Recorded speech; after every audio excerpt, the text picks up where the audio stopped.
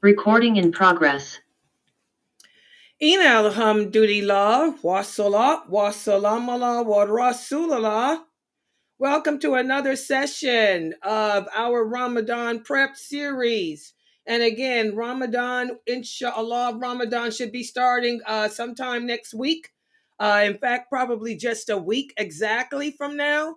So hopefully, this by this time next week, we should be fasting.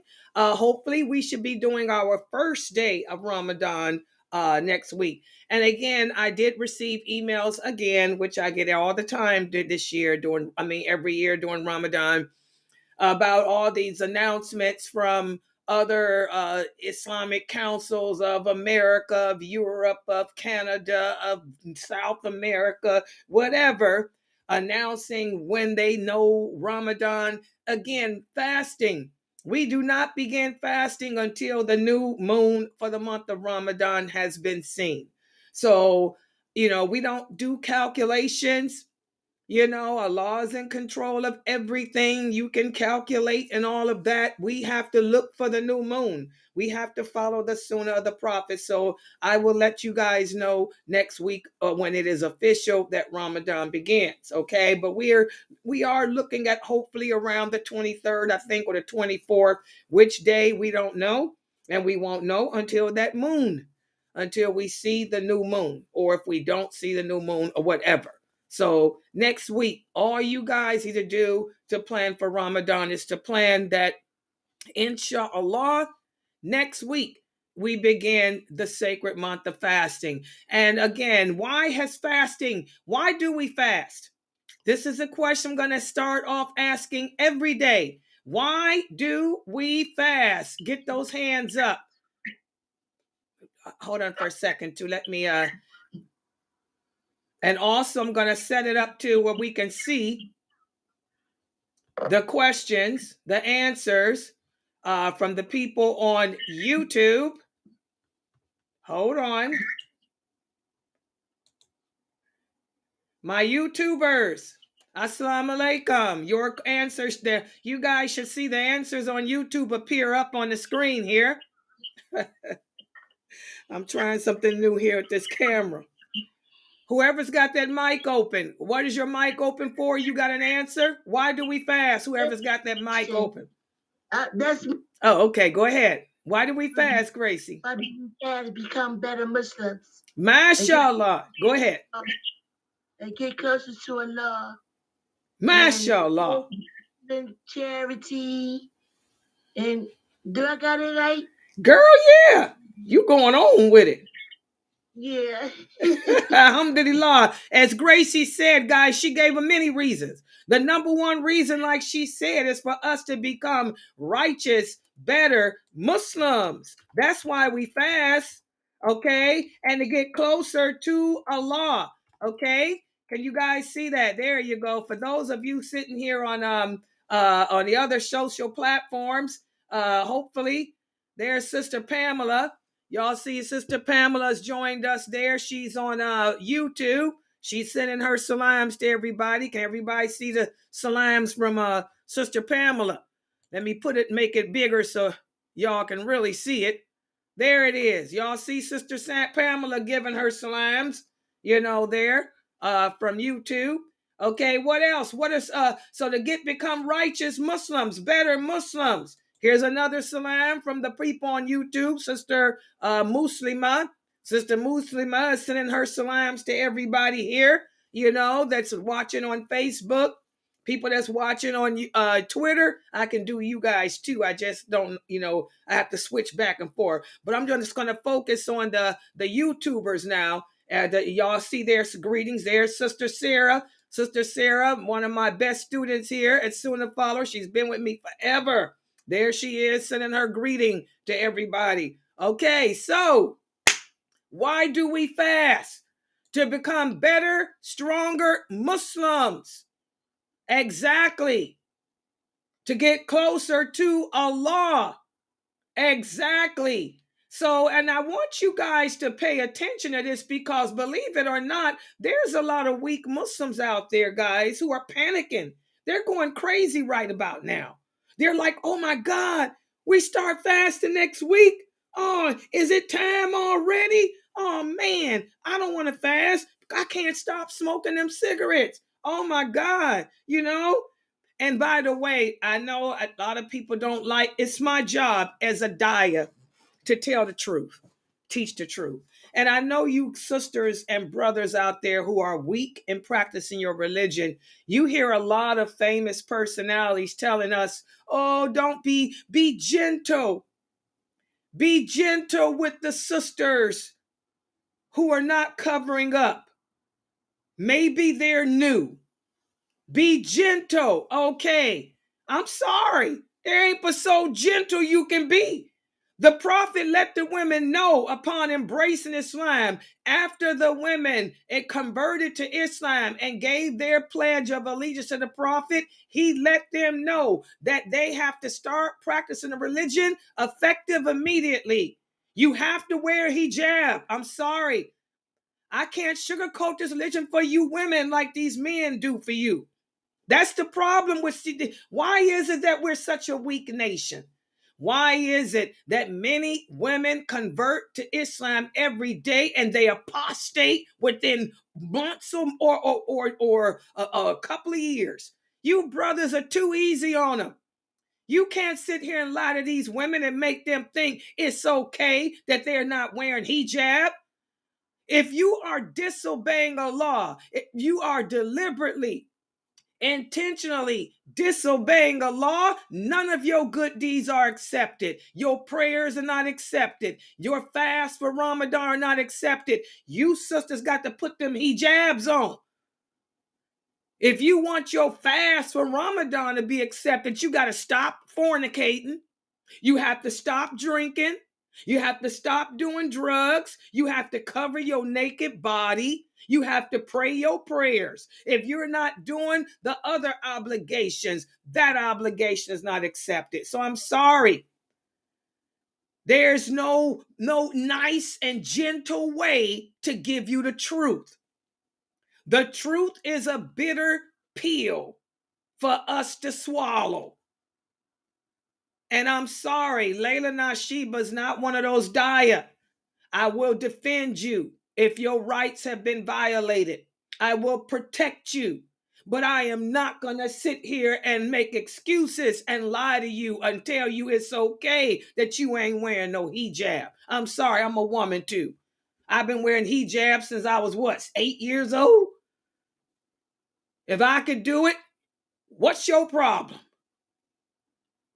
The Prophet Muhammad sallallahu alaihi wasallam did not tell those women that it's okay. No, he told them you got to cover up. In fact, it was Aisha. Do y'all know? Let me share a little bit about my girl, Aisha. When those women would embrace Islam, Aisha was usually the first one to get up in their face and tell them, hey, sisters, y'all got to cover up. We can't go around showing our body like in the Jahiliyyah no more. Okay? You got to cover your body up, and we can't wear no see-through clothing. Allah likes modesty. Allah loves beauty, but he loves beauty to be modest, for us to be modest with it. It was usually Aisha letting the women know that. So I'm sorry. These other brothers, I listen to them and their dawah, and they're saying, be easy. Be gentle on the sisters that ain't got a hijab on. Be gentle. They just took Shahada probably. Well, why ain't you told them what they supposed to do? Before those women take Shahada, you should let them know what it means to believe in Allah and what their obligations are. Why ain't you told them? I would never give Shahada to a woman without letting her know you got to cover up, number one. Okay? Because this is a problem with women. A lot of women, they love them. They're so insecure that they don't want to do that. And when they find out that they have to do it, they apostate. And that's a worse sin, to believe in Allah and then deny him. Because you brothers sugarcoated the deen of them for whatever reasons. I don't know why y'all do that, because that's not the methodology of the Prophet, sallallahu alaihi wasallam, or his companions. They let it be known. And you women cannot be with no Kafir men. That's a big problem too. Do you know how many women convert to Islam and they laying up with men who are not Muslim? Are you brothers crazy to not let these women know that upon embracing Islam, it is forbidden for a woman to be married to a non-Muslim man? That's something they need to know. So it ain't we don't hide the truth. And there's no gentle way of presenting the truth, because the truth is a bitter pill to swallow if a person doesn't want to accept it. You should know that, men. Well, Layla Nashiba ain't got a problem letting people know. And I'm about as nice as they get. Everybody know how nice I am. Come into my Zoom room. Y'all see I'm crazy. I laugh, joke, play around with you. I'm sensitive. I'll cry for you. I'll defend you. But I'm not going to sit here and I condone you doing no sins. That's why I draw the line. So it's not being mean and harsh. You sisters want to fast the month of Ramadan? You got to do all obligations, not just fast. You have to pray your 5 prayers. You have to cover your body the correct way. You have to stop having relationships with men who are not husbands to you and who are not mahrams to you, because the sisters are out of control today. I have to admit it. The women today around the world are out of control. I don't know what's going on with this so-called feminist movement. I don't know what's wrong with you women. A woman can be no more feminist than me, but I know my role. I know my rights. I know my place. Islam, is about freeing the women. Islam liberated women, gave us rights we never had before. But Islam also teaches us there's a time and a place for us, just like there's a time and a place for men. So the women of this nation are out of control. You women are ridiculous. So you got to get it together. Put them hijabs on. Cover your bodies up. It's atrocious to travel to the Muslim world and to some countries. And you find out that 70% of the women in these countries don't even cover up, don't even wear hijab. And then the American American women convert to Islam thinking that they don't have to wear it. And you brothers telling us to be easy on them? It ain't nothing about being easy. It's about being honest. Tell them the truth, because Allah is going to hold you accountable for not telling them the truth, making them think that Allah accepted their fast. It was your job to tell the truth. All right? So do you sisters understand that? I'm talking to my new shahadas. Let me look up here and see, what do you sisters on Facebook think about that? What do you sisters in my Zoom room think about this hijab thing? Let's just talk about it. We got to talk about it. Come on, get real. Why is it hard for you sisters to cover up, but it ain't hard for you to fast? Your fast is not going to be accepted if you don't cover. Let's talk about it. Who want to get on this mic and explain to me what the problem is about wearing a hijab? Come on. You ain't got to tell me, that you ain't got to let the world know that you don't wear one. Come on. I know, get the mic. Somebody in the Zoom room, what's the problem with this hijab stuff? Why do you women think it's oppressive? Let's talk about it. Hey, get that mic. They think it's oppressive because they think they don't look good. They don't feel, they need to find a way to look good to themselves and then know that they doing it. I didn't have no problem with it. Okay, let's understand that, people. I wear my hijab. I've been wearing it since I was 16 years old. Was the first one in my school doing it. Because I'm a leader. I'm not a follower. A lot of people are followers and they want to be like everybody else. And then they don't think they look good in the hijab. They got to find a way to look good to themselves. That's me. Exactly. Number one, that's the big problem. Like Fresno said, take it from us older sisters. Amina's 80 years old. That's right. I'm 62. We've been wearing hijabs all our life, but we didn't have a problem with it because we have self-esteem. And that's the number one problem. A lot of you sisters don't, you were taught being raised up in America. This is a culture of sex, drugs, and rock and roll. You turn on the TV, you see naked women. You look at your rap artists. Look at Beyonce. She looks like a prostitute. Look at Rihanna. Look at Rihanna at the daggone football place. This society teaches women that unless you are naked, you're not attractive. Unless you got on long fake hair, you're not attractive. Beyonce wears fake hair. Rihanna wears fake hair. Jennifer Lopez, fake hair. Everybody has hair extensions. Okay? You sisters are going to have to learn to love yourself. Beauty is not defined by being naked. Okay? You have to learn to love yourself. A woman shouldn't have to prostitute herself to be heard. She shouldn't have to prostitute herself to be respected. So you're going to have to get that mindset out of there. Okay? And I want you guys to look and see. I hope y'all can see how I'm putting the comments up here. Sister Marianne said a lot of women are scared to wear hijab because they're scared of the people who will judge them. And this is correct, guys. This is the problem. We fear the people instead of fearing Allah. Okay? You shouldn't care about what other people think about you. It should be about what Allah thinks. And that's what makes Ramadan. That's what makes Ramadan the best month of the year for us Muslims, because it's the month of change. You want to change the condition of yourself to whereas you end up not caring what people think about you. It's about how Allah is going to judge you and what Allah thinks of you. Does everybody understand that? So for you new sisters or you old sisters who don't wear hijab, you got to change that. Why do you think I make sure that I look nice on this camera? Believe it or not, this is just a house coat. This is a robe I have on. All my hijabs come from Pasha.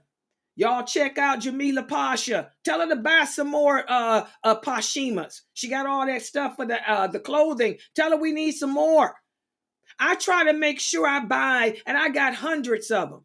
Different Pashimas to wear, to put on my head to show you sisters. I try to represent. I make sure my face looks good. I make sure that my makeup is flawless. I don't look like a prostitute. I look just like a Muslim woman, how a woman's supposed to look. And I'm flawless. I try to show you sisters that we can be beautiful and be covered. We can be beautiful without being naked. Does everybody understand that? You sisters are going to have to change that way of thinking. Understand. That it's about pleasing Allah. And makeup is not haram. Just long as you're not putting it on, going outside to be a prostitute to pick up some man, or overdoing it with all that glitter crap that some sisters do when they go around men. We don't do that. Okay, but there's nothing wrong with wearing your cohort like I have on. Nothing wrong with lipstick. Nothing wrong with that. That stuff is what women been wearing for centuries. Okay, just make yourself look nice. Please Allah. You sisters got to put that hijab on. You have to wear that hijab. Okay, let's see what other comments we got about this, what the problem is with this hijab thing. Okay, let's see.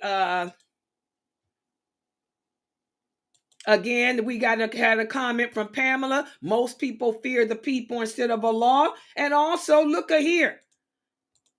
Okay, as Sister Musima said, beauty is our character. Exactly. American society defines beauty from the outside. Islam teaches us that beauty comes from within. If you're beautiful within, it's going to show. Like the prophet said, whatever is in the heart is going to emulate through the character, through the behavior. And we have to understand, like this sister said, everything we do for the sake of Allah. It's not about the people. Like Sister Pamela says, she wears hijab, been wearing it for years. And she tells him that she's living for Allah. She's not living for anyone else. Okay, so I want you sisters out there. I know you got all these other brothers out there giving dawah, and they're always saying, oh, be easy. I'm sorry. There's no easy way to present the truth. I want you Sister sisters. Layla, one more thing. I think that a lot of sisters, that you have to really be honest, that many Muslim sisters have more love for the Kafirs and the Kafir culture and the Kafir ways than they do for Allah and the ways of the Muslims. And that's something that they will have to tend with. Exactly. That's a bottom line. That's a truth. And I agree with everything that everybody else said, but you need to look at it for what it is. You love the Kafirs and their ways more than you do Allah and Islam. Exactly, because you haven't even been educated about this religion properly. That's why I focus on Tawheed. You got to get to know Allah.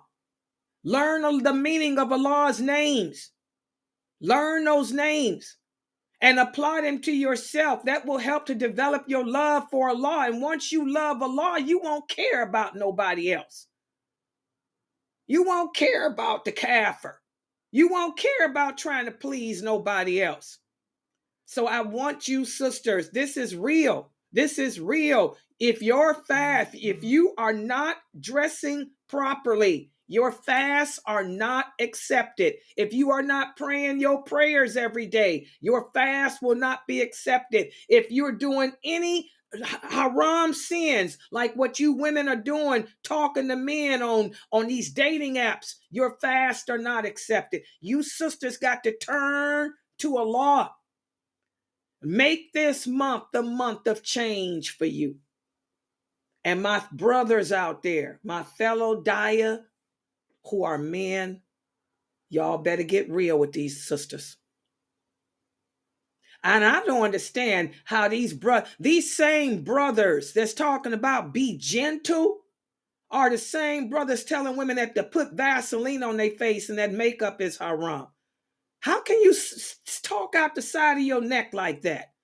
You want to make it haram for a woman to wear makeup when it isn't. But you're going to tell her it's okay that she's not dressed properly? How backwards are you, brothers? Send the women to me. If you brothers don't want to be truthful with the women, I don't know what's going on here with that. Send them to Layla Nashiba. I don't have a problem letting the women know the truth. And I'm very gentle. My approach is gentle. It's just that the truth hurts. All right. So I wanted to make that point. Yes, Zarina, you got something to contribute. Big head, go ahead. Yeah, I just wanted to say, as a part of a Muslima who's been covered all my life, that the thing is, we have to stop hiding. It's okay to have modesty, being in our homes and stuff like that. But when you are going to get stuff done, be out there visible, because a lot of times the weaker ones will follow. We get our strength from emulating each other, and we all are one ummah. And a lot of times, I know with my experience, that people who didn't always cover on the job, they see you covering, and they start covering too. And when your husbands want to take you out, go out with your husbands. Be proud of who you are. Don't hide. And the men have to say, this is my beautiful wife who covers. I'm taking her out. She's not going to hide under a rock. That's all. Exactly. It's a little bit of everybody. We all have to do this together. Exactly. And I want you guys to look at here what Marianne says. She said she met a girl at Walmart, and the girl at Walmart told her that she didn't wear hijab because she gets attacked for it. And she's really scared. People, the fact that Marianne wears hijab, this girl doesn't. They live in the same city, so that means that there's a lot of other Muslim women that do wear hijab.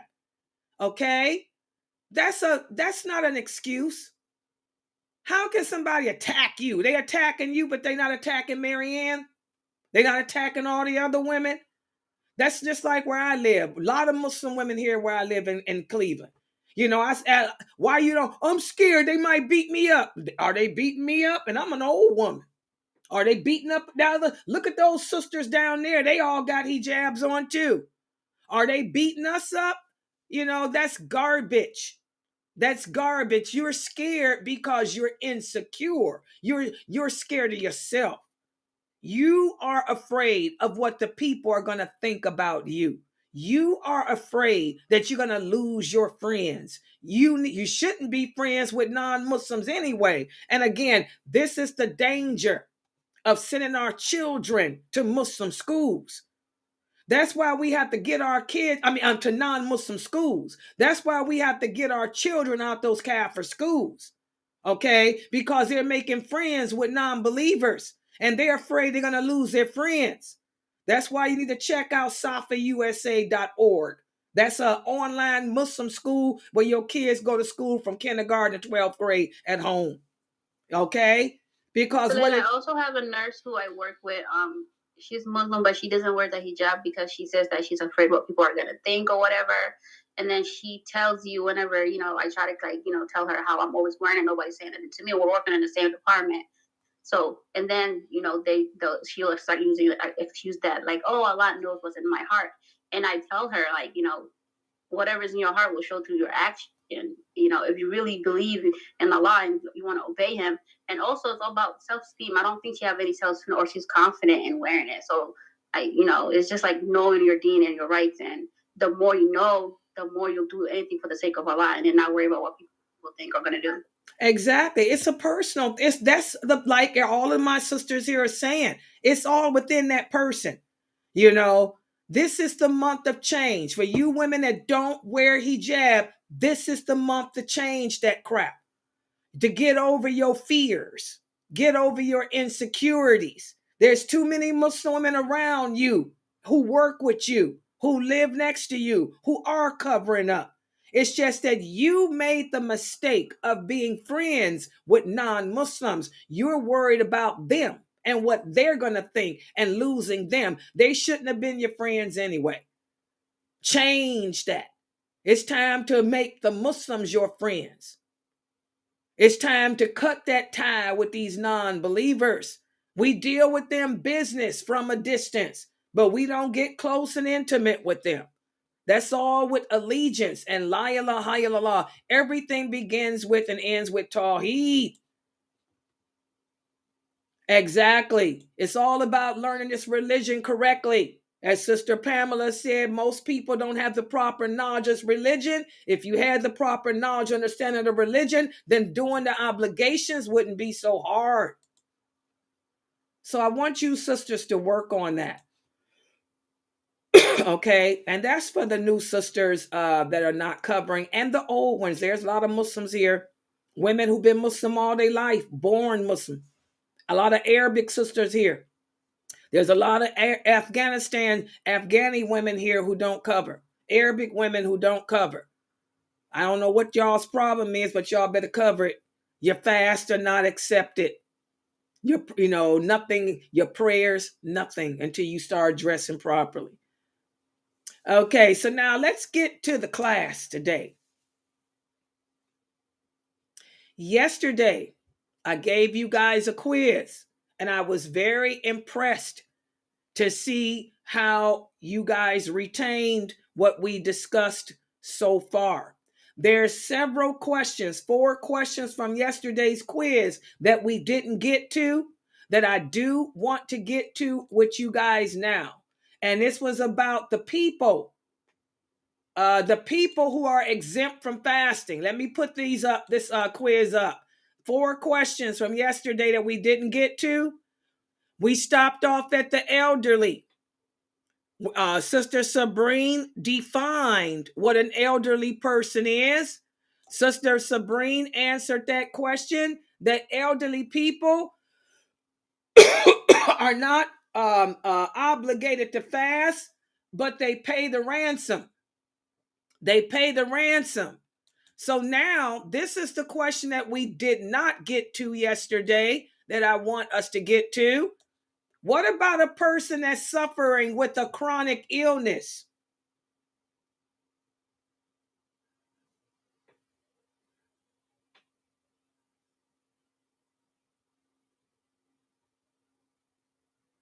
Everybody see this? What is a chronic illness? We talked about chronic illness. What's a chronic illness?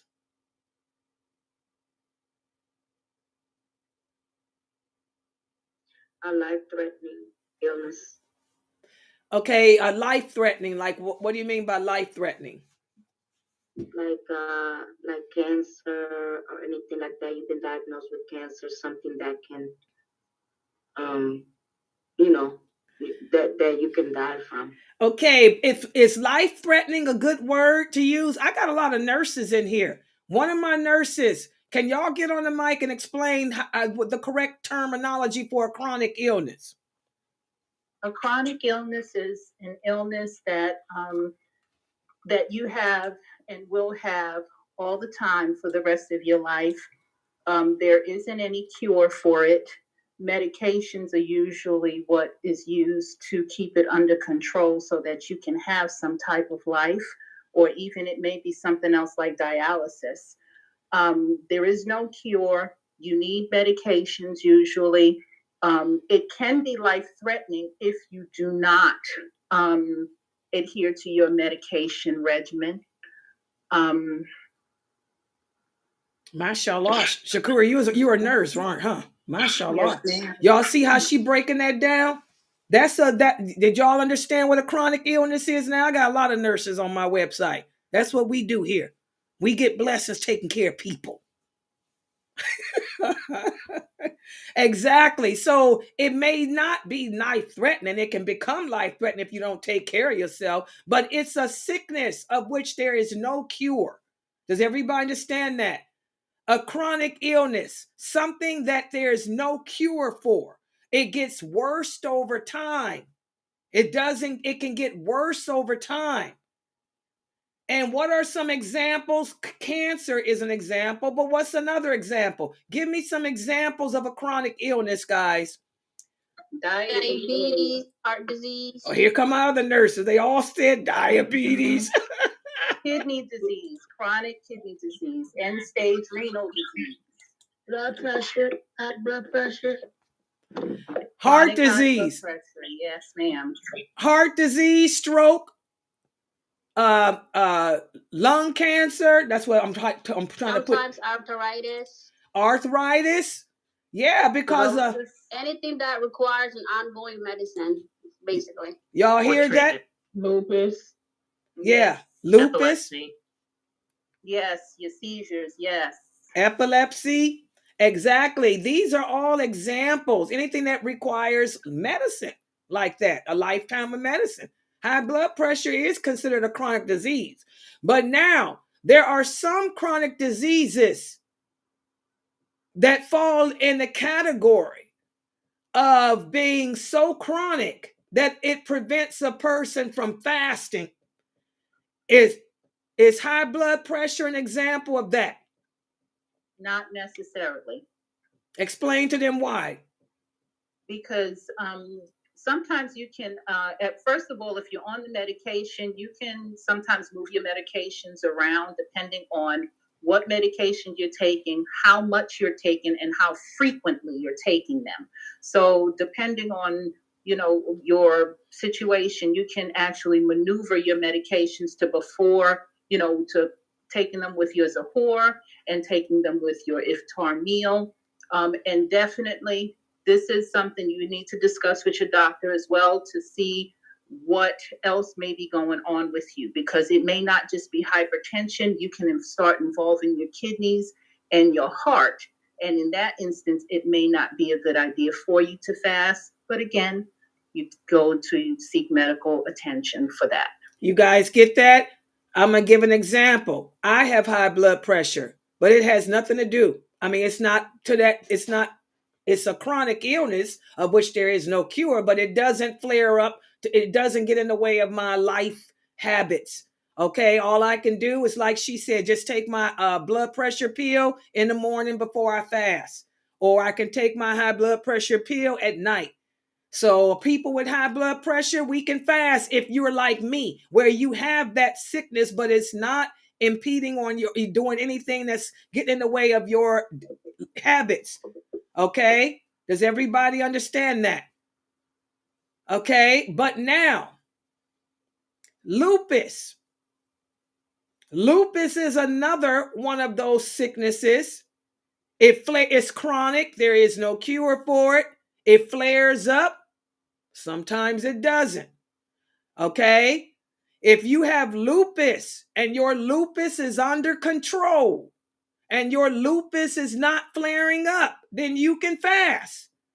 However, if your lupus flares up, you start getting sick, you break your fast and you go to your doctor. So people who have chronic illnesses have to do just what Sister Shakura said. She's a nurse. You talk to your doctor, and it should be a Muslim doctor. Why a Muslim doctor? Because a Kafir doctor probably don't believe in fasting at all. They think we crazy. It has to be a Muslim doctor. Your Muslim doctor will let you know, if you can fast, just like with me. Another chronic illness, GERD. It's a chronic, nasty illness. I have GERD. When I was diagnosed with, the first thing I asked is, will I be able to fast? My doctors are all Muslims. They said, yes, you can fast, Layla. Okay, they said, but understand, if you have a GERD attack while fasting, the only thing that's going to make that go back down is water. So if you're having one of those chronic GERD attacks, you have to drink that water. And that's going to break your fast. Okay? And you have to make that day up. So that's what people like me do with GERD. GERD is a chronic illness. We fast, but if it flares up, y'all see me go through it last year on Ramadan. I was sitting here teaching and it would flare up. I have no choice but to drink. I would try to not do it, but I'd have to because it feels like you're having a heart attack. It's a horrible thing. You have a hole in your esophagus. I have a little hole in my esophagus. And so it'll come up out that esophagus and go up your throat. That's how bad my GERD can get. So I have to wash that water down, otherwise Layla be in the hospital. I had bariatric surgery and it caused all this stuff. That's the side effect to the gastric bypass. Okay, so some chronic illnesses, we try to fast. But if we have to break it because the sickness occurs, we break it. And we have to make that day up. Everybody got that? Another example, diabetes.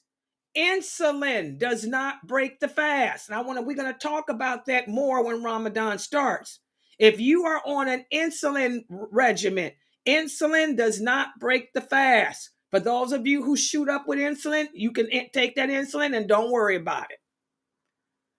However, if you have chronic the worst type of diabetes, like what Anissa got, she got something totally different going on because she's also got a blood cancer thing going on. Her doctor told her no fasting. She can't fast. It'll make her weaker, sicker. Plus, she's 100 years old. Hello, she's 100 years old. She could die. To be honest, she almost falls in that elderly category. She gonna get mad at me. Anissa almost falls in that elderly category. Okay, so she don't have to fast. So again, like Sister Shakura said, talk with your doctor. If you have a chronic disease or a chronic illness, do like Shakura said, speak to your doctor, a Muslim doctor. They'll let you know whether or not fasting is prescribed for you or not. For me, I will be trying every day and we'll be praying that GERD does not happen. Okay. All right. So brings us to the question. Here it is. Bam. Are people with chronic illness required to fast? And if not, what must they do? That's the question. Oh, can y'all see the screen? Y'all can't see it? Yeah, y'all see it. You see it. You guys see it, right? Oh, wait a minute. I don't want to. Y'all saw the question, right? Hold on. Yes. I'm screen sharing, but where's the other people? I'm trying to get the other people in here. What did I do wrong? I can't work the camera. See, I need a cameraman. Brother L. Bain, you going to have to end up learning how to work this to be my cameraman. Where was I at? Current slide. Okay, and where's the other people, y'all? I can't do the camera. Wait a minute. Hold on. Camera people here? There they are. Oh, okay. Now I got them on camera. Wait a minute. Hold on. Let me do this again. I want to put their answers up too. Ready? Try it again, Layla. Go with this. Ready? Show it. Okay. Are people with chronic illness required to fast? And if not, what must they do? Who can answer that question? Are people with the chronic illness required to fast? And if not, what must they do? No, they're not. No, they don't have to fast. They must pay the ransom, which is to feed a person a day. You guys agree with her answer? People on Facebook? People on YouTube? Y'all agree with her answer? She said people with chronic illnesses don't have to fast, but they must pay the ransom. Yes, I agree. Yes, that's correct, guys. That's correct. Can anybody explain why they don't have to fast to make those days up? Can anybody explain why they pay the ransom and not have to fast? Go ahead, Shakur. Because then the illness ain't going away. Exactly. Not Ramadan. Do y'all understand that? Exactly. Yeah, you still gonna be sick. So don't try and do this. Just take what Allah gives you, and that's a blessing. Take what Allah gives you. Do not put yourself through any unnecessary hardship. You can't fast. MashaAllah. It's yep. Keep it moving. It's just that simple. But do y'all know that I was listening to a Q&A that one of these famous brothers was given on Ramadan? Do you know he told them people to make them? I'm telling y'all, just because people call themselves Sheikh and Sheikha, Ustada, whatever these words are they use, these people, Islam is easy. Why would a person with GERD have to fast to make the day up? The GERD ain't going away. Anytime I try to fast, I'm going to have the same reaction. Because with GERD, I have a hole in my esophagus. What's down there in my intestine is always trying to come up. Oh yeah, it can get nasty. I have to keep drinking. Why y'all think I'm always drinking coffee and tea and water? Because I got to keep flushing stuff down my esophagus. Otherwise, what goes down there is going to come out that mouth. It's disgusting. But it happens a lot. A lot of people that had gastric bypass surgery die from block syndrome. What you call it? Block. You know what I'm talking about? Shakur, bowel blockage. Do you know that most of my coworkers who had the same surgery I had, they had bowel blockages and died? Then the other ones, had serious problems with stuff coming out their mouth. That bowel, and they died. That's the drawback to gastric. That's why they do the sleeve now instead of the gastric. But alhamdulillah, I'm living and I'm fine. It's been 10 years and I'm doing good. But I keep drinking and I exercise and keep that fluid going down because I don't want bowel blockage. And I definitely don't want it coming up. It did happen once and I don't want it to ever happen again. I was in the hospital behind that. It was disgusting. All right. So the thing is, guys, you pay the ransom for chronic illness because common sense, I have a chronic illness. It's not going to go away. That's why I can't fast because my illness gets in the way of it. Okay? So these people paid the ransom for each day that you were unable to fast. You keep a check mark on it and you pay the ransom for that day. Do you guys understand? Is this making sense to you? I'm so glad you're in here, Shakur. And I'm glad Shams is here too. Y'all understand that these are nurses telling y'all. I mean, it's common sense. So, you pay the ransom. Think about it. I can't fast because of my sickness. This sickness is not going away. If I fast, it makes the sickness worse. This is why I pay the ransom. Okay, as Sister Aisha said here, it's their health. Y'all see what Aisha said? Y'all see that? As Sister Mayleon said here, you're not required to fast. You pay the ransom for every day that you can't fast. Y'all see that? Let me see if I can switch the camera this way. Bam, boom. Does it show y'all's, no, it's not. Hold on. Oh, too late. Too late to switch the camera. All right. Okay. So does that make sense to everybody? I'm trying to keep it simple because I'm listening to a lot of these men do Q&A on Ramadan, and they're telling people to fast if you are chronically ill. I mean, come on. The illness ain't going nowhere. Who said that? And the thing is, Ibn Abbas broke this down. This is all from Ibn Abbas, one of the companions. Ibn Abbas, he broke this stuff down so clearly. So did Ibn Umar, Ibn Masud. I mean, come on, guys. Islam is easy. So good job on that. If you have a chronic illness, how do you make the day up? You make the day up by fasting. By paying the ransom. And the ransom is, I'm trying to work this, put it up there. There it is. And the ransom is based on wherever you live. What is it? $8 to $10 a day. For those people living in South Carolina, $8 a day. Or what about this? This is a question I got too. What about this? I don't have no money. I don't have no money to pay. So what can I do? I'm on a fixed income. I get a welfare check every month. I get a disability check every month. I don't have no $300 to pay. What can a person do? Go ahead, Ifti. You don't have to pay it at once. You have a whole year to pay it. So you can pay it a little at a time, to make it easy on you. Yes. You can cook something. You can cook something at home and, have someone pass it out for you.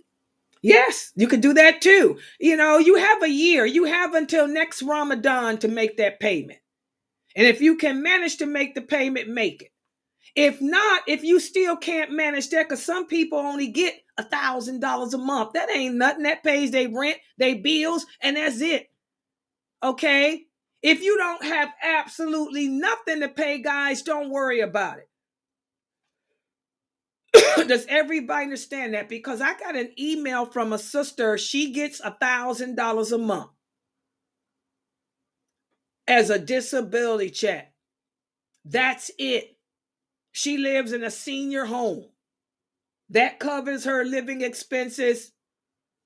All she have is $300 for food. Don't worry about it. If you don't have the money to pay, because you're sick and old and you ain't got nothing, you ain't got no family, because I'm telling you, Americans don't take care of their elderly. This sister's got to get a little disability check, living in a nursing home or what you call them places, senior home. She ain't got no money, don't worry about it. Okay? Or you can do like Ifti said, you can do like Gracie does. Gracie gets a check too. She's on a fixed income too. So what she does is she'll wait till she get enough money together, and she'll cook a big throwdown dinner. Greens, cornbread, macaroni and cheese, roast beef, lamb, chicken, cow, camel. Take it all to the mosque and we have a feast. Everybody comes. She'll be done fed 30 families, 28 families from her food. You can do that too. Does everybody understand? Or cook, and a meal and take it to the mosque for a one person.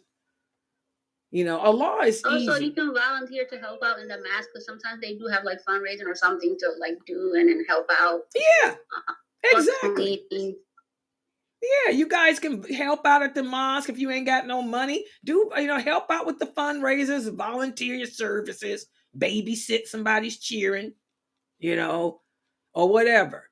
Allah didn't make this religion hard, guys. Islam is easy. Allah did not impose fasting on us as a punishment. Remember, fasting is to make us righteous people. It's not to punish us. Exactly as Sister Muslima said here, charity can be more than just money. Donating your time to help another Muslim. Charity is more than just money. Does everybody understand that? MashaAllah, good answers here. I hope I'm making this clear to the new Muslims so you guys have hope. Because some of these brothers answer these questions and leave y'all no hope with their answers. I don't know where they get them from. Okay, let's look at the next question. What about this? Pregnant women have the choice to fast or not. Is this statement true or false? Pregnant women have the choice to either fast or not fast. Is this statement true or false? And give me your dalil. This is another question that we getting all kind of crazy answers from these brothers about. Now listen to these Q&A, Islam Q&A for Ramadan, and I'm hearing all kind of stuff about this. What did Allah say? What did the Prophet say? And if something ain't clear, what's the understanding of the companions about pregnant women having a choice to fast or not? Let's see. I'm trying to see who I'm. Well, Brother Noor, go ahead.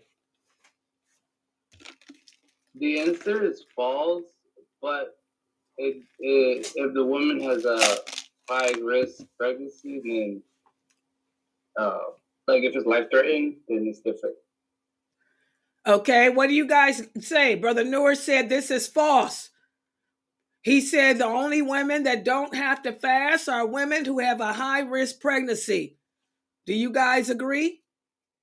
Is there some dalil to support this answer? Because I was listening to Sheikh Come a Dime a Dozen. Sheikh Come a Dime a Dozen gave a fatwa Q&A on Ramadan. Sheikh Come a Dime a Dozen said a fasting woman can choose to fast or not. It's up to her whether she wants to fast.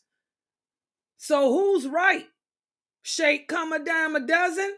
Or the people like Layla who say that you gotta fast unless you're high risk? Who's right, Layla or Sheikh Come a Dime a Dozen male? Where's the dalil? Layla? Yes, go ahead. You're correct, Layla. Oh, well, where's your dalil? Yeah. A woman is who's pregnant should fast unless she has a high risk pregnancy, which means the pregnancy, if she fasts, it could bring harm to her baby or herself or both. Also, Ibn Abbas, his wives used to always they started having miscarriages and when they were pregnant and stuff, and he stopped it. He changed it when Ramadan would come about, or he taught the believers, the Muslims, that the women, when they don't, not to fast. Okay. Not to fast. He would, when his wives would be pregnant and it was Ramadan, he stopped it because they used to have miscarriages and become sick and all the time. Okay, good job, Sabrina. Anyone else want to go ahead? Shakur. Oh, Shakur, you want to say something too? Go ahead. I'm sorry. Actually, the first sister gave my hand, so okay. The brother. I'm sorry that. Okay, I was looking for some more dalil. No other dalil? Go ahead, yes. Serena. The Prophet ﷺ said that if a woman is pregnant and she fears for her child, basically a loss, in a high-risk pregnancy, then she can make up the fast and also pay the ransom. Okay, guys, Today. I want you guys to remember this, Dalil. I want y'all to remember this, all these authentic hadiths. You have the hadith where Ibn Abbas said that the pregnant woman, if she fears for the baby's life, also Ibn Umar, if they fear for the baby's life, then they do not have to fast. They fall under the category of the person that is sick. But all the companions, they all said, Ibn Masud too, if the woman fears for the life of the baby, they did not say that all pregnant women have a choice. They said if the woman fears for the life of her baby. We don't just take the hadith, guys, and read one part of it and move out the other. If something is unclear, because pregnancy is a sickness, it's a sickness, but is it the type of sickness that can prevent a woman from fasting? No, unless she's high risk. If it's a high risk pregnancy, then fasting could cause harm to that baby. So in that case, she doesn't fast.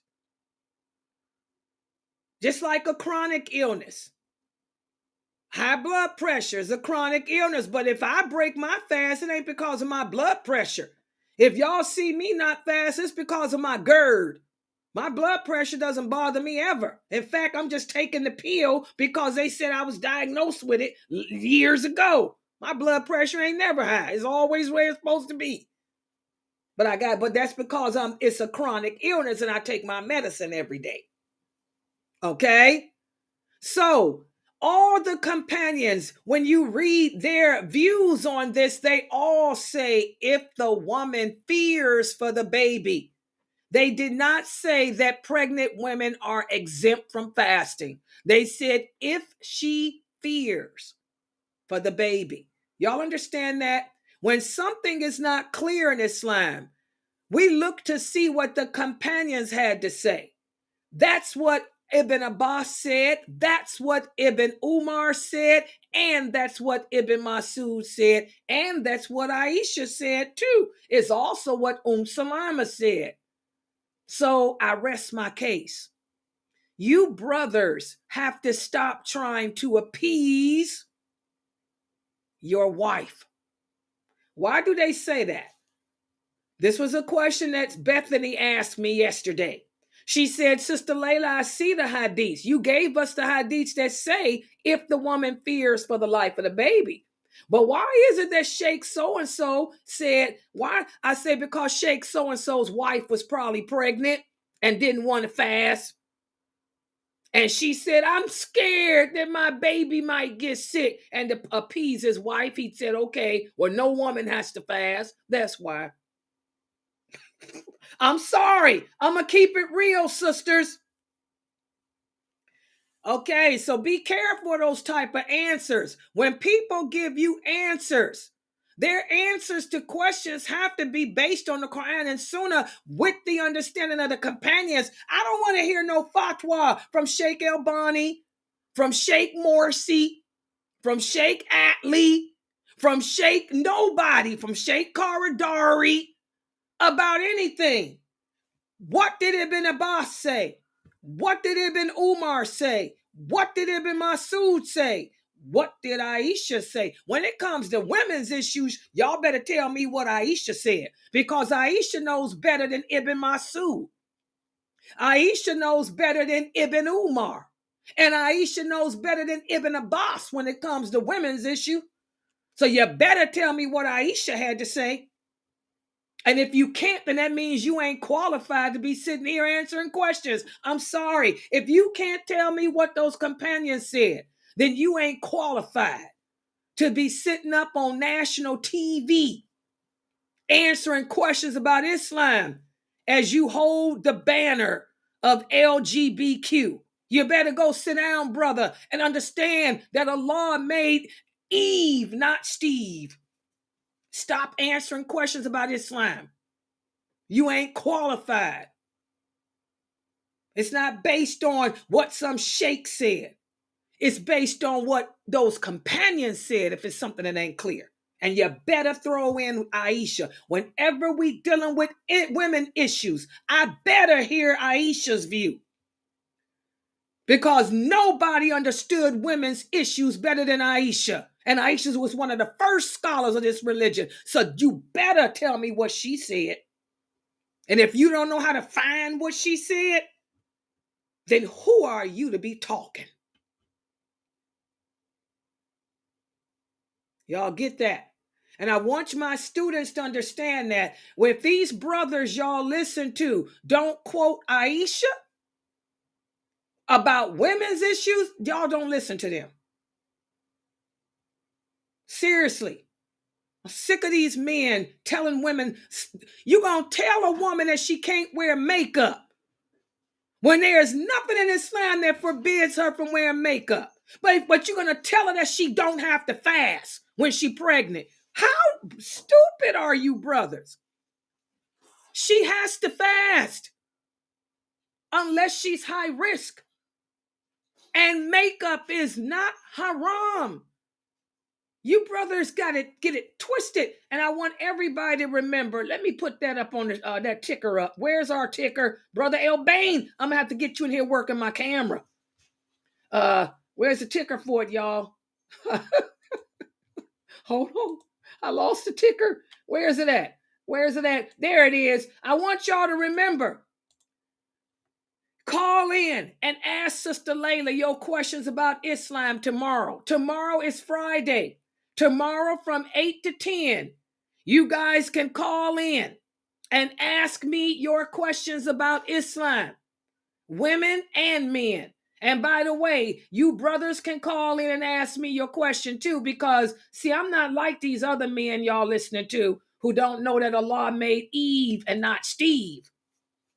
Okay? If it's a question that I can't answer, I don't have a problem getting on that phone calling Sheikh Morsi, who will come in here and answer it for you. Hello? I'm not going to sit here and make up an answer or tell you everything's haram or, I'm just going to say, hold on.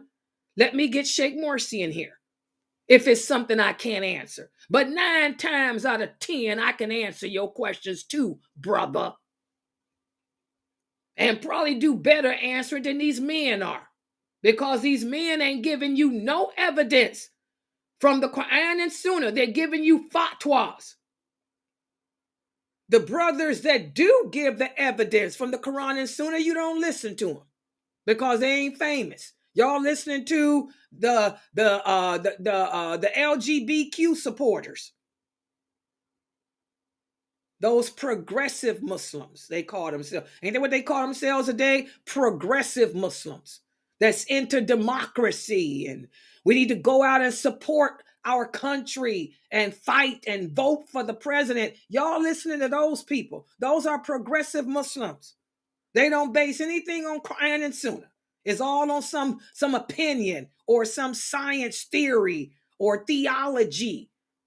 These Mu'tazila. I got time for them. If they don't throw in what Aisha said about a woman, who cares? They need to go sit down. But you can join my Islam Q&A tomorrow from 8 to 10. Hello. Let's keep that ticker on the screen. All right. Okay. And there's the call-in number 2. Write that number down. All right. So let's look at the next question. Got to keep it real. So pregnant women, for all you sisters out there who are expecting babies, you have to fast too, unless you have been diagnosed as a high-risk pregnancy. In that case, you don't have to fast. Instead, what does she do?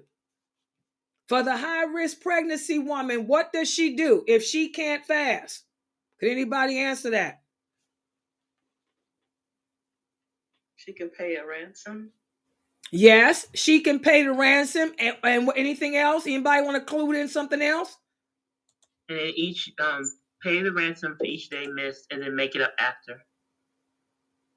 Make up the missed days. Wait a minute. You saying she do both? Wait a minute. Say your answer again. Zarina said she pays the ransom and she fasts. Is that answer correct, guys? No, just pay the rent. Okay. She doesn't have to make up the days. Yeah, Allah would never. Why would Allah have you do two things? Oh my God. No, Zarina. Okay, let me give y'all the correct answer on that. To be honest, it's either or. It's either or. It's either or. She can pay the ransom for each day missed, or if fasting is easier for her to do, she can fast and make them up. I'll give an example. My ex-sister-in-law, Imam Latif's daughter, she was married to my, one of his daughters was married to my brother, Isa. When she was pregnant, okay, with her other kids, she was younger and her lupus didn't bother her, okay?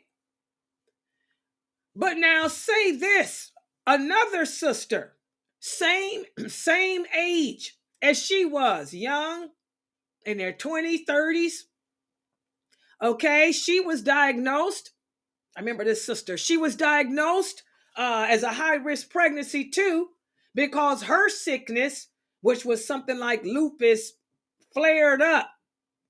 So she didn't fast. But I remember she called me. She said, Sister Layla, what do I do? I said, well, wait till after you have the baby. I said, if it's easier for you to make the days up by fasting, because if your lupus goes into whatever they call it, remission, then you can just fast, because she liked fasting. I said, and you can just fast and make those days up. But if your lupus does not go into remission, then pay the ransom. So it depends on the person.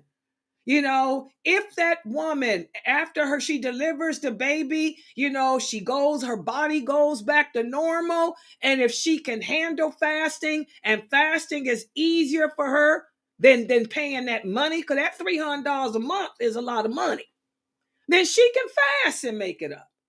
But if it's easier for her to pay the ransom, then she can. So in that case, I've always think about my ex-sister-in-law's friend, and she ended up fasting. She made her days up by fasting. Okay. So it depends. Do y'all understand what I'm saying? Exactly. Like Israel said, she can pay the ransom if that's easier for her, or she can make up the days through fasting, but not both. I want y'all to remember, Allah would never have us do both. Y'all understand that? Allah is not oppressive. Islam is easy. It's not oppressive. Not both.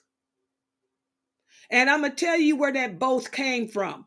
Because I remember my ex-sister-in-law, Howard, telling me, she said, Layla, some people say do both. Again, whenever there's something that we're not clear about, what did the companions say? Did Ibn Abbas say do both? Did Ibn Umar say do both? Did Aisha say do both? Did Ibn Masud say do both? No, they did not. None of them. They said one or the other. Whatever's easier. As Aisha said, whenever the Prophet sallallahu alaihi wasallam was given the choice between two things, he would do what was easiest as long as it did not entail committing a sin. Does everybody understand that? So just like Sister Pamela said, that a woman in this case, she can pay the ransom or she can feed the people. Everybody got that? Okay, good job. Alhamdulillah, you guys are doing pretty good, on these quizzes. I'm very proud of you. I can see that you guys are taking this information it really into your heart, because you're answering these questions so well. Any questions about any of these answers we went over? You guys did excellent. Any questions about any of these answers? Because what I'm going to do now is get to the lecture. The lecture is not going to be long. It's just 6 slides. And let me put that PowerPoint up. It's going to be short. That's why I did this. I'm glad we had the quiz too. Hold on, let me get it. Let me open it up. It's not going to be long. All we're going to do is answer the question about the traveler and the sick. And I want y'all to take notes because I'm going to quiz y'all tomorrow on this information, just like I did the other. Because we also spoke about how Allah says in the Quran, fasting has been prescribed for anyone who is not traveling and not sick. So how does Islam define a traveler? What does Islam consider to be a sickness that would keep you from having to fast? Well, this is what I'm going to speak about tonight. Take notes because you will be quizzed on this tomorrow. Again, it is allowed for those who are not chronically ill. We already talked about what chronic illness is. For those who are not chronically ill, and for those who are travelers, they can break their fast too during Ramadan. But since it's not a chronic illness, and since they're just a traveler, they have to make the day up. That means that they don't pay a ransom. A chronic sickness is a sickness that is ongoing, that doesn't go away. That's what chronic means. A regular sickness is something like COVID or the flu, or, you woke up with a bad migraine headache. If you get sick while fasting during Ramadan, you can break your fast. But the difference is you don't choose no ransom. You have to fast and make that day up. Everybody understand that? And this will be on the quiz. The difference between a chronic illness and any other illness is chronic illness, you pay ransom. Any other illness, there is no ransom except you making the day up. Y'all got that? That's the difference. Also, as a traveler, say, for example, your job is sending you out of town for the weekend. There's no ransom for that either. You have to fast to make those days up. Okay? And this is in a way I can't see. And where's the evidence? Well, Muaz told us, he said, Allah made the fast obligatory upon the prophet by revealing, O you who believe, fasting is prescribed for you as it was prescribed for those who came before you and for those who can fast but do not. There is a ransom. This is for the chronically ill. Okay? Whoever wished to fast would fast. But if there is a person who is traveling or a regular sickness, then they have to make that day up. You guys understand that? And a sick person can break his fast if he believes that if he doesn't, it's going to get worse. An example is like this woman here in this picture that looks like Habiba. Boy, don't she look like Habiba in this picture? Like Habiba here in this picture. She's got a migraine headache. And we all know how migraine headaches are. If you don't take that medicine, it's going to get worse. So if you feel a migraine coming on, then you can go ahead and break that fast. But you have to make that day up later. Also, a toothache. Let's say, for example, your teeth are hurting. You know, if you don't take some Tylenol, that toothache is going to get worse. So you can break your fast and make that day up. Okay? So this is for any type of illness that will only get worse if you don't take the medicine. Everybody understand that? A traveler. If you are traveling, you're allowed to break your fast even if you think that you don't have to. And let me talk about this for a minute. There are some people that say, Sister Layla, I'm going out of town for my job. Fasting ain't hard for me. Can I break my fast? If you want to, yes. Even though you think it's easy. And I was listening to another brother answer questions about Ramadan, these progressive Muslims. And I heard this brother make the statement that if you continue to fast, it's better. You're a stronger Muslim. Where did he get that from? The Prophet sallallahu alaihi wasallam would travel and have his companions with him. Some of them would break their fast. Some would continue to fast. The Prophet always broke his. I want you guys to know, whenever the Prophet Muhammad sallallahu alaihi wasallam was fasting, if he went on a journey, he broke it. He never fasted while traveling. So how can this other brother say that you get more reward not breaking it?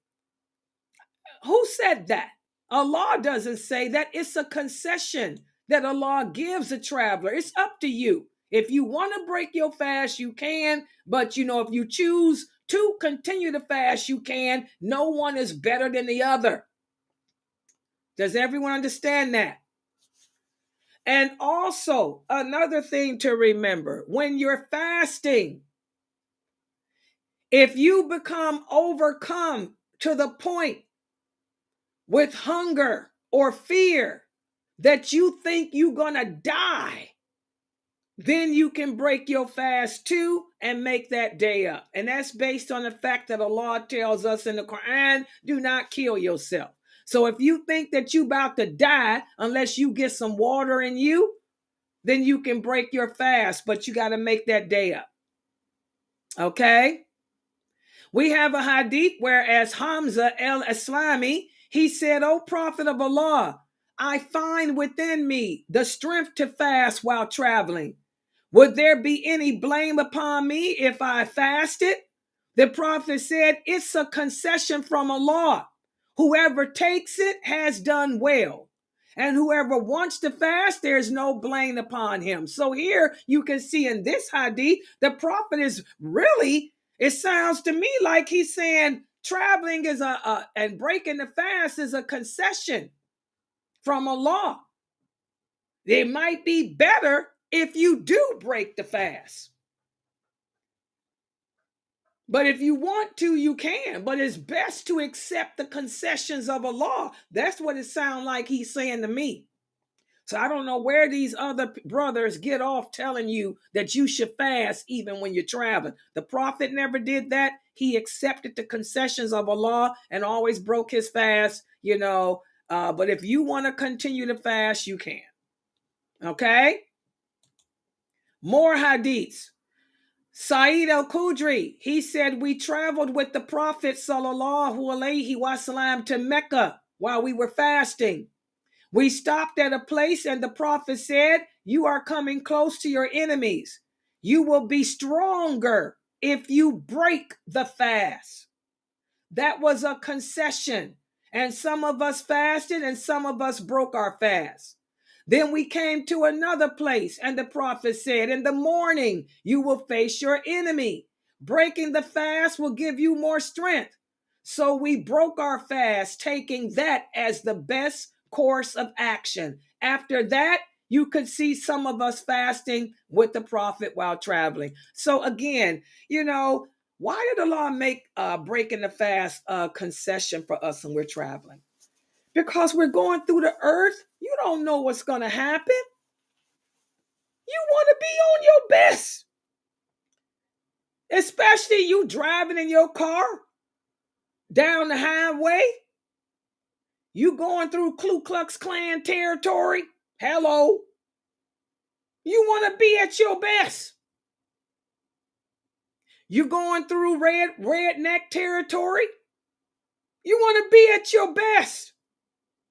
You going through the hood. Hello.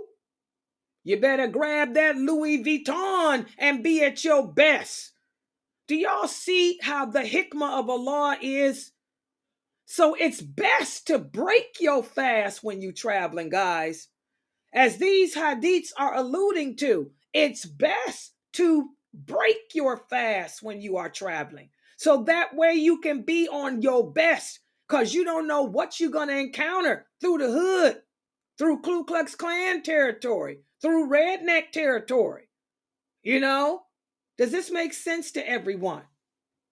This again, I tell you, brothers, be careful how y'all answer questions about Islam. You got to stick to the hadiths. None of these brothers are sticking to the hadith. They're giving you fatwa and opinions from Imam Malik, Imam Shafi, Imam this, Imam that. None of those imams were companions. What did the companions say? The Prophet explained it. It's better to break the fast when traveling so you can be at your best, because you're going through enemy territory. You're going through the hood. You don't know somebody going around that street and want to carjack you. You driving a Lexus through the hood. You got a Louis Vuitton purse, Sister Layla. Girl, you better be on guard. Some dude gonna run up on you and try to take your car and your purse and kill you after he get through raping you. You better break that fast so you can think better and be at your strength. Take that Louis Vuitton and crack him up beside his head. Hello. The hikmah. But if we stick to the hadiths, all these type of questions y'all ask about fasting make sense. And you see the beauty of Islam, the concessions. The Prophet said, learn to accept the concessions of Allah because they're better for you. So if you're traveling, guys, even if you can handle it, I mean, if you want to fast, you can, but it would be better for you, brothers and sisters, to break your fast so you can deal with whatever you got to deal with better at your strength. Okay? There's the Dalil. Sahih Muslim, Ahmed and Abu Dawood. Also another hadith, this is when they were fighting. He said, we fought under the leadership of the Prophet during Ramadan. Some of us fasted, some of us did not. The ones who fasted did not find any fault with those who did not fast, and those who did not fast found no fault with those who did. They knew that if one had the strength to fast, he could do so, and it was good. But if he was weak, he was allowed to break his fast, and that was good. So again, if a person chooses to fast while traveling or break it, it's okay. We don't ridicule them for it. But what makes me angry as a daya is to hear other daya tell people that to not do the concession of Allah makes you better. Don't add to this religion. Don't put words in the mouth of the Prophet that he didn't say. I don't like anyone lying on the Prophet, sallallahu alaihi wasallam. I don't like anyone putting words into this deen that aren't there. You can't tell a person they better. No. Like Saeed al-Khudri said, if a person is weaker, I'm a woman. I'm breaking my fast when I go through the hood. I live in Akron, Ohio. If I'm going to Cleveland, I ain't fasting, dude. Y'all heard about the po-po in Cleveland? Huh. Gotta be on my guard so I can play the role of retired government employee. Here's my badge. You know, I have to be on my best. If I'm going through the hood, you know, I'm gonna be on my best. Hey, what's up? Black Power salute. I'm gonna be on my best going through that hood. Okay? So don't you brothers sit there and add words into the Prophet's mouth, sallallahu alaihi wasallam, that he didn't put in there. Okay? You don't tell people that. All right? If a person was able to fast, he could. If he wasn't, he could break it, and nobody is the less for doing so. Okay? Also, like Umar ibn Abdul Aziz, let me go over this hadith. Because some of the jurists differ, and that's what we was talking about. about whether or not to break when traveling. Like Umar ibn Abdulaziz says, the best of the two acts is the easier of the two. And who was Umar ibn Abdulaziz? Anybody know? He was the grandson of Umar. He was one of the third generation of Muslims, and he became a caliph. He said, whatever is easier, do the easier of the two. So if it's easier for a person to fast, rather than make it up, then he can go on ahead and fast. But if it's easier for him to break it, to be on his best, then break it. But we don't sit there saying that somebody's better than the other. All right? That's what happens when you deal with what the companions said and not fatwas from these other scholars. I mean, we love the scholars, but nobody out trumps those companions. I teach y'all from the companions. I've never taught y'all from a madhab, and I never teach y'all from no scholarly views. Everything that I teach y'all is always based on what Allah said, the Prophet said, with the understanding of those companions. Okay? That's how we roll here at Sunnah Followers. The name speaks for itself. Okay? All right. Next slide. If a traveler makes the intention to fast during the night, he can break his fast during the day. What are we talking about here? The number one questions that I get every Ramadan.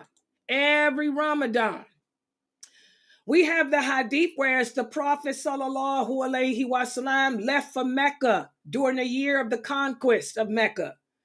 And he and the people with him fasted until he reached a certain valley. Then he called for a cup of water. And he elevated himself so the people could see him, and he broke his fast. Afterwards, he was told that some people continued to fast. And he said, they are the ones who are disobedient. They are the ones who are disobedient. What is this hadith talking about? Well, if a person has already made the intention to fast before he began to travel, but then decided to travel, most scholars say that he must break the fast. However, Ahmed and Ishaq say that he can break it.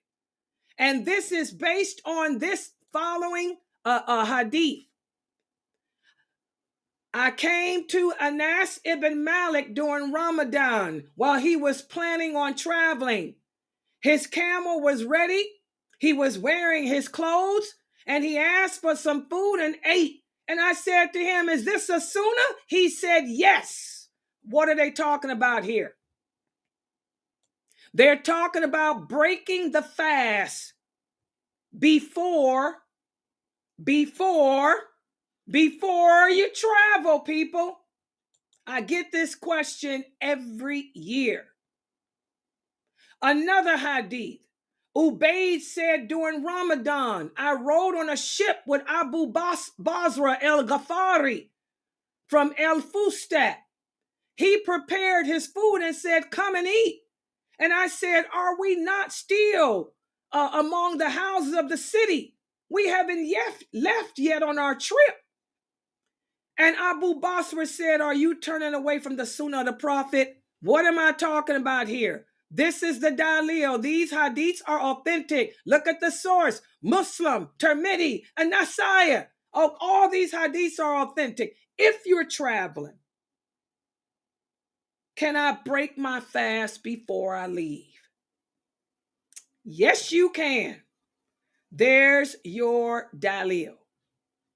Do you guys get this? How many of you were told that you have to wait until you leave the city and then break the fast? These hadiths are telling you the opposite. And these are the companions of the Prophet. This is not Imam Ahmed. This is not Imam Malik. These are two companions of the Prophet. We're talking about Anas ibn Malik. We're talking about Ubayd ibn Jubair and Abu Basra el-Ghafari. These are companions. This source here, Ahmed and Dawood. So these two hadiths prove that a traveler can break his fast before he begins his journey. The hadith of Anas is authentic, and it proves that a person can break the fast when he is ready to leave. See what happens, guys, when we stop dealing with fatwa.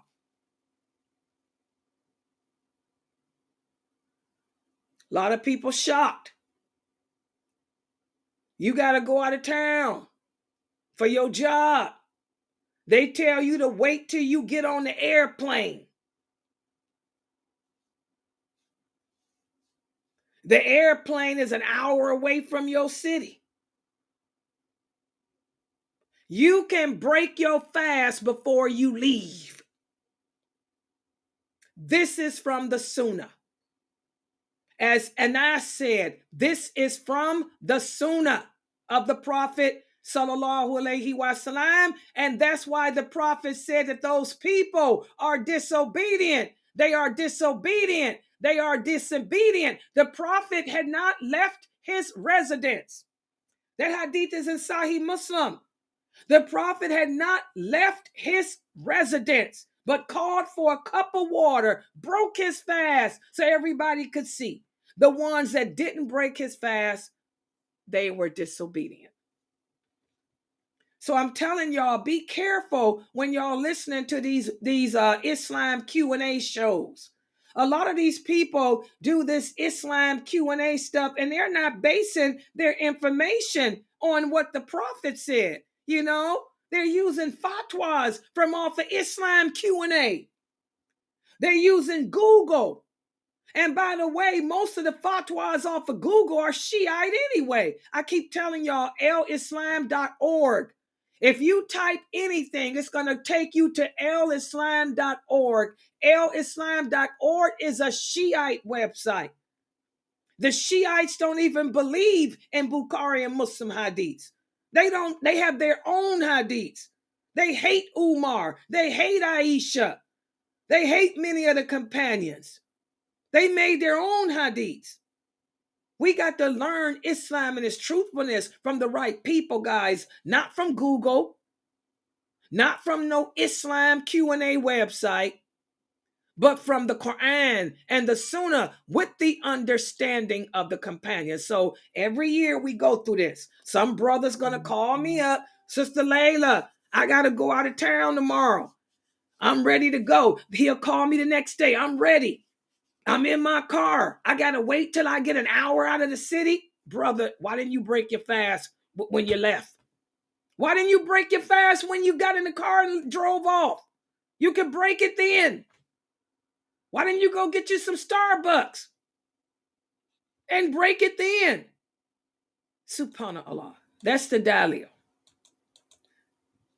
All this is going to be on a quiz tomorrow. So here's the second big question. What type of traveling allows us to break our fast? Well, it's the same travel that allows you to shorten your prayers.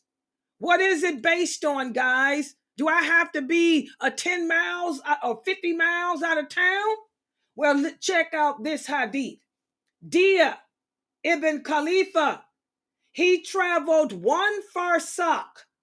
And I put in parentheses what 1 farsakh is. 1 farsakh is equal to 3 miles. He traveled 3 miles during Ramadan. When he broke his fast, some of the people broke their fast too. But some of them did not, because they didn't agree with him breaking his fast at such a short distance. When he got back to his city, he spoke about it. He said, I saw something today that I thought I would never see. I saw the people turn away the guidance of the Prophet Muhammad and his companions. Oh Allah, take my soul. It's time. I've served my time here. Now, Dia was one of the last of the companions. You know, a lot of the companions had died. He was still living. Most of the other companions had died. And he said, I can't believe this. I am a companion of the prophet, one of his companions. And y'all gonna do the opposite of what I did? I done lived long enough. It's time for me to go. So it's not based on no 10 miles. It ain't based on no 20 miles. Whenever you leave your place of residence, it ain't even based on 3 miles. It's based on leaving your place of residence to go to another place. Okay? That's a traveler. A traveler is a person that is going from his home to another part of the world. That's how Islam defines a traveler. So if you are doing that, then you can break the fast. Let me give an example. Pay attention. I'm going to use where I live, Cleveland.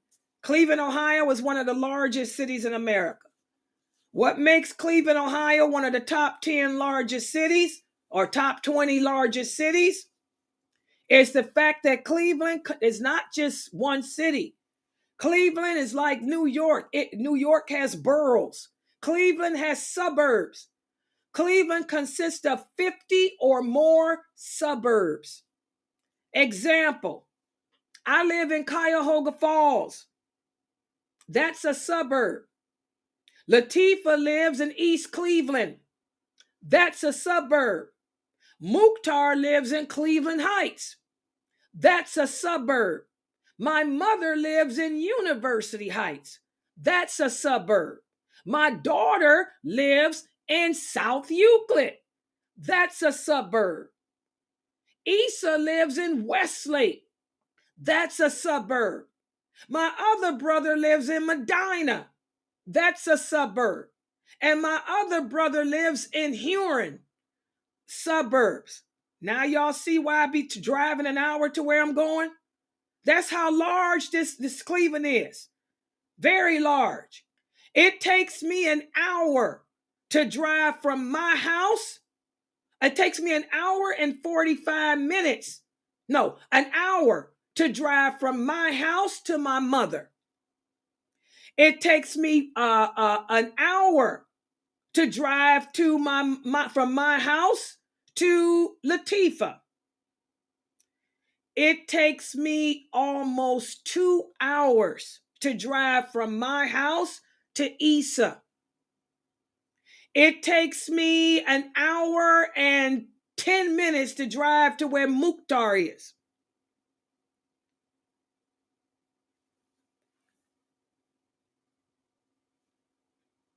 I live in Cuyahoga Falls.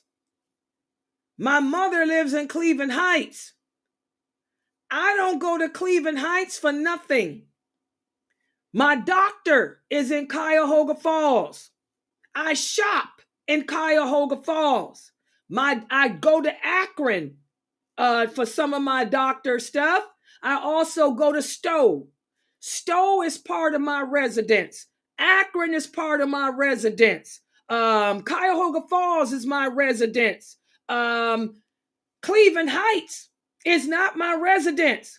Where Mukhtar lives, that's not my residence. I don't go over there for nothing. My mother is University Heights. That's not part of my residence. I don't go shopping there. I don't act there. I don't go to school there. Nothing there.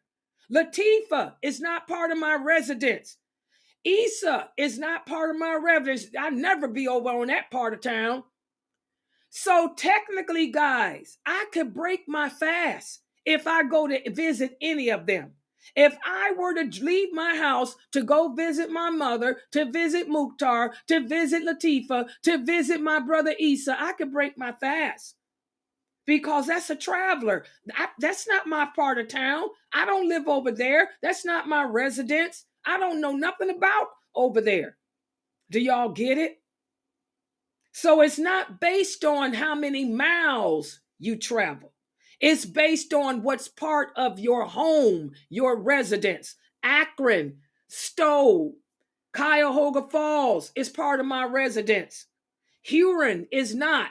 Cleveland Heights is not. University Heights is not. Westlake is not. That stuff is not part of my residence. Medina is not. So if I were to travel to any of them, technically I could break my fast. And I could also shorten my prayers. Did y'all know that? When Latifah comes to visit me, she combines and shortens her prayer. Because we don't live close. That's an hour. Latifah old. She will combine and shorten her prayers. Okay? If Latifah wanted to come visit me, she could break her fast. I'm not part of her residence. She don't come on this side of town where I'm at. She don't know nothing about no Cuyahoga Falls. Just like I don't know nothing about no East Cleveland. Okay? Do y'all get it?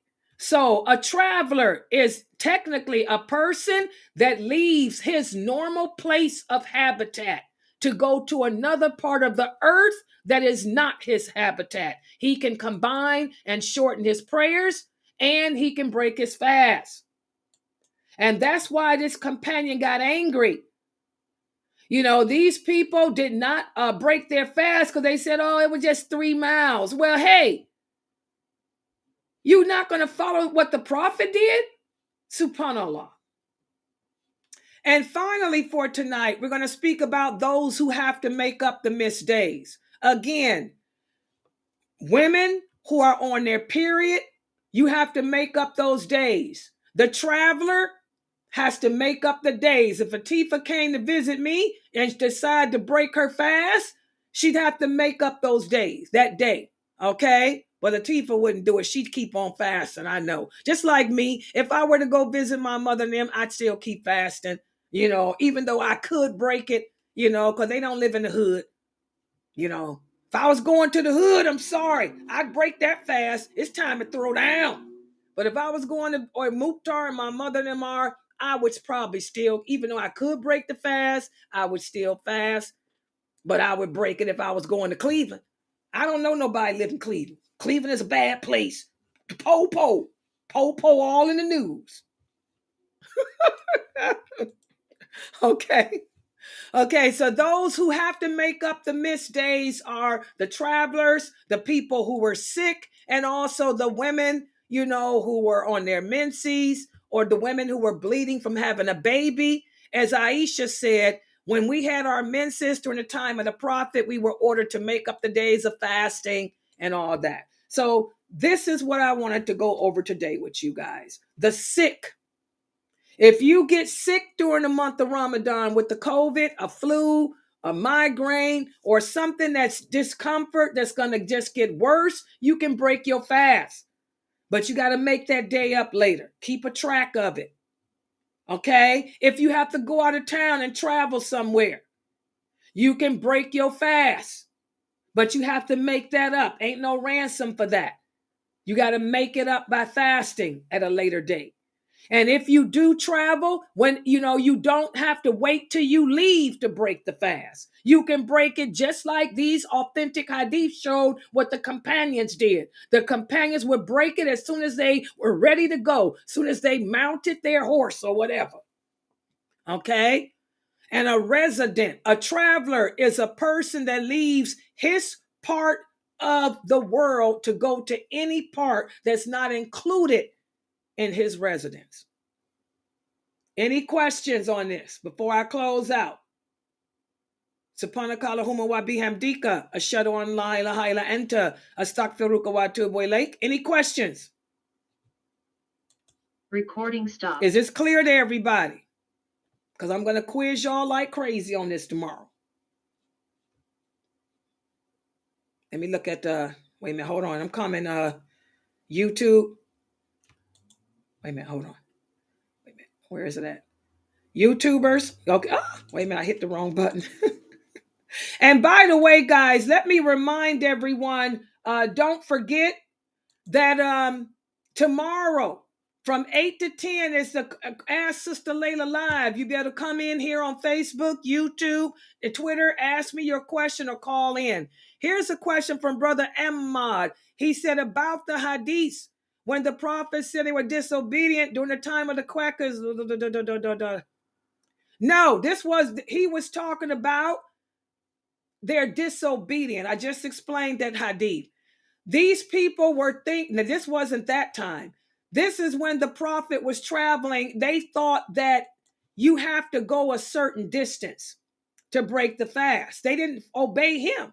He stood up on that camel and drank that water to show the people to break their fast. Those that didn't break the fast were disobedient. Do you understand, Brother Ammon? That means they didn't do what he did. They made life hard on themselves. They made life hard on themselves. They could have broke their fast. That's what he meant. Islam is easy. The prophet would take the easier of the two. Okay? Sunnah means to follow what the prophet said, to follow what he did. These people did not follow him. He was living, he was right there. He was saying they should have broke their fast like he did. So they were not following the Sunnah. They were not following him. That's what that hadith means. And then I further explained it with the hadith of Dia. Okay? You don't have to go a certain distance to break the fast. You understand, Brother Ammon? In other words, he was telling them that those people should have done what he did. That's what Sunnah means there. Sunnah in this case means what I did. I broke my fast. They should have broke theirs too. They're disobedient to me. That's what that means. Yeah. Any other questions?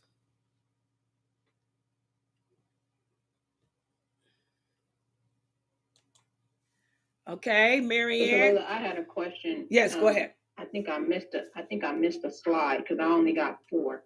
Was it 4 slides or was it 5? Girl, it was 6. Oh, okay. I'll go back and look at the recording. Okay.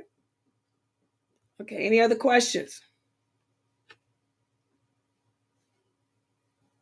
Yeah, you don't have to fast when you're traveling. And like I said, I know where y'all getting that from because I've been hearing these men, some of these speakers, everybody's doing their Ramadan series, trying to give y'all all this information about fasting but the stuff they saying, some of the stuff, I'm like, where is they getting this from? That's somebody's opinion.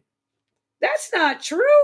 What about this hadith? What about, they're not mentioning the hadiths. I'm like, what the heck? So that's why, I have to make it clear, let you guys see. You're not better because you choose to not break your fast. Especially if you a woman. You better break your fast if you a woman traveling so you can be ready to throw down. I hope you sisters know underneath those jilbabs, you better have on some pants so you can kick some butt if you have to. The world is a terrible place today. People getting popped, people getting killed, all over. Look at the news. The world is crazy. People getting killed, abducted, kidnapped, carjacked, kill you for no reason. I don't know what's going on. So you sisters better have some pants on underneath those jilbabs. So if somebody try to carjack you to bump into your car so they can, and just to use that as a means for you to get out to kill you so you can throw down, you better know some self-defense. Die a martyr. That's when martyrdom comes in. You don't give it. You don't let nobody take it. You die trying to protect it. So you sisters better be prepared to jihad and die. So you better have some pants on underneath them jilbabs. I always have pants on underneath mine. That's how we roll where I'm from. Latifah, all of us. We have on the most beautiful abayas. Underneath those abayas, we got on some pants. I'm talking the stretch kind. So I can stretch that leg out and roundhouse kick you out of here. Take my knee off. I'll take my knee off and hit you in the head with it. Oh, yeah, any other questions? Okay, guys, I want to remind everybody we do have another class tonight, 9 o'clock, which is 1 hour from now. The class on Get to Know Allah with brother. This is based on the book of Sheikh Atlees. I did post up the pages. It's going to be a great class. We're going to talk about the meaning of Ar-Rahman and Ar-Rahim. El-Rahman and El-Rahim. Back to that Tawheed. Everything begins with, ends with Tawheed. So make sure you guys are logged in here at 9 o'clock. And also, for those of you on social media, on Facebook, YouTube, and Twitter, please support this dawah effort.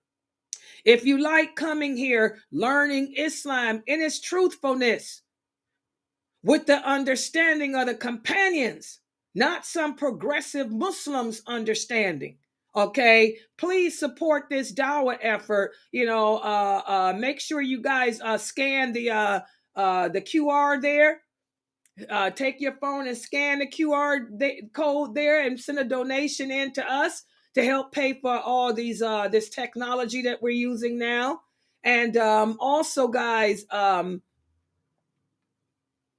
please spread to the people on your social media list that tomorrow from 8 to 10 is to call in and ask Sister Layla live. They can call in with their questions about Islam, about Ramadan, marriage, whatever it is they be having. And I'll answer their questions based on Quran and Sunnah. I'll throw in the companions. And if there's something that we need more from, we'll get Sheikh Morsi in here as well. Okay, so please share. And make sure you guys subscribe to our channel.